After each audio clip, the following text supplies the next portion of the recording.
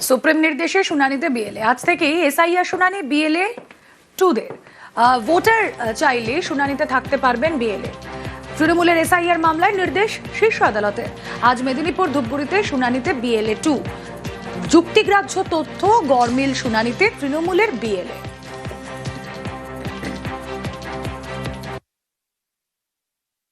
অভিষেক বন্দ্যোপাধ্যায় যেটা হিয়ারিং এর প্রথম দিন বলেছিলেন, সুপ্রিম কোর্ট কালকে সেই রায় দিয়ে ইসিআই যে বিজেপির তোতাপাখি হিসাবে বাংলার মানুষকে হেনস্থা করার যে চক্রান্ত করছিল তার গালে একটি থাপ্পড় সুপ্রিম কোর্ট জোরে মেরেছে।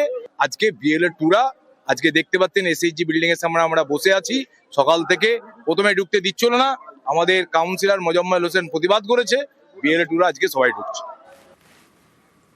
ফর্ম 7-এ ভুল তথ্য দেওয়ার অভিযোগ, তমলুকে গ্রেফতার বিজেপি নেতা। জীবিত ভোটারদের নাম বাদে ফর্ম 7 জমার অভিযোগ। জীবিত 343 ভোটারের নামে ফর্ম 7 জমা। তমলুকে গ্রেফতার বিজেপি নেতা অমিত মণ্ডল। 7 দিনের পুলিশ হেফাজতে বিজেপি নেতা।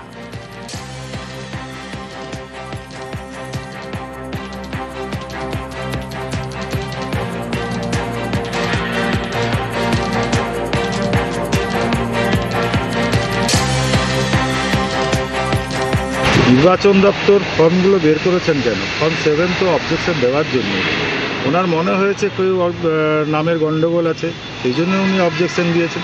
কী কারণে ওনাকে অ্যারেস্ট করা হলো সেটা পুলিশই বলতে পারবেন, এবং আমরা আমাদের অ্যাডভোকেট যারা আছেন ওনারা দেখছেন কী কারণে ওনাকে কী ধারা দিয়েছেন সেটা আমরা দেখছি। কিন্তু ওনারা পিপল অ্যাক্টকে পুরো ভায়োলেশন করছেন, পুরো রাজনৈতিক শিকার, নির্বাচন দপ্তরকে বুড়ো আঙুল দেখাচ্ছেন। বিজেপির এক পঞ্চায়েত সদস্যের স্বামী এখানকার বিজেপির নেতৃত্ব দেন অমিত মণ্ডল। তিনি 243 নম্বর পার্টের বহু মানুষের নামে তিনি মৃত দেখিয়ে, তারা এখানে থাকেন না দেখিয়ে তিনি 7 নম্বর ফর্ম ফিল আপ করে অবজেকশন দিয়েছেন। ইতিমধ্যেই সে ধরা পড়েছে। আমরা ধন্যবাদ জানাবো প্রশাসনকে। কিন্তু একবার সাধারণ মানুষের কাছে আমরা ভেবে দেখার অনুরোধ করব, আপনার প্রতিবেশী, আপনার এই এলাকার বাসিন্দা হয়েও কিভাবে বিজেপির বড় বড় নেতাদের দ্বারা ষড়যন্ত্রের অংশ হয়ে তারা সাধারণ মানুষের বৈধ নাগরিকত্ব কাটতে চাইছে, তার নমুনা একবার দেখবেন।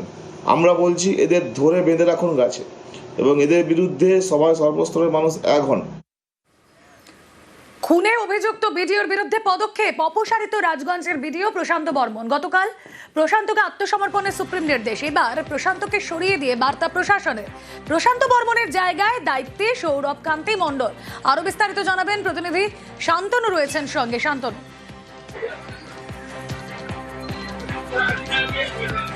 দেখো, গত অক্টোবর মাস থেকে কিন্তু অনিয়মিত হয়ে এসেছিল রাজগঞ্জের বিডিও প্রশান্ত বর্মনের অফিসে আসা, এবং সেই সময় থেকে যদি ধরা যায় তখন এই সৌরভ কান্তি মণ্ডল, যিনি জয়েন্ট বিডিও দায়িত্বে ছিলেন, তখন থেকেই কিন্তু দায়িত্ব সামলে এসেছিলেন।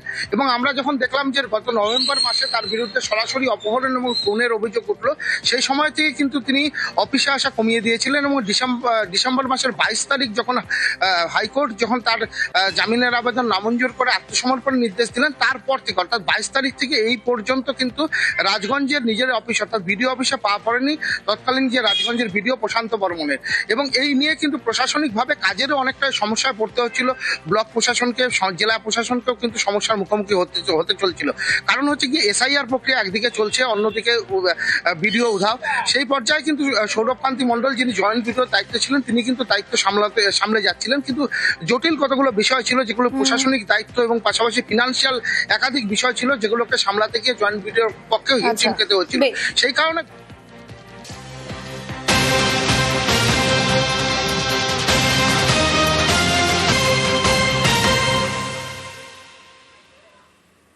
আত্মসমর্পণ করলেই কি গ্রেফতার প্রশান্ত বর্মন?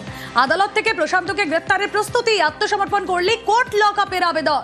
রাজগঞ্জের অপসারিত বিডিওকে হেফাজতে নিয়ে তদন্ত। কথা বলবো, অনুপ রয়েছেন সঙ্গে। অনুপ,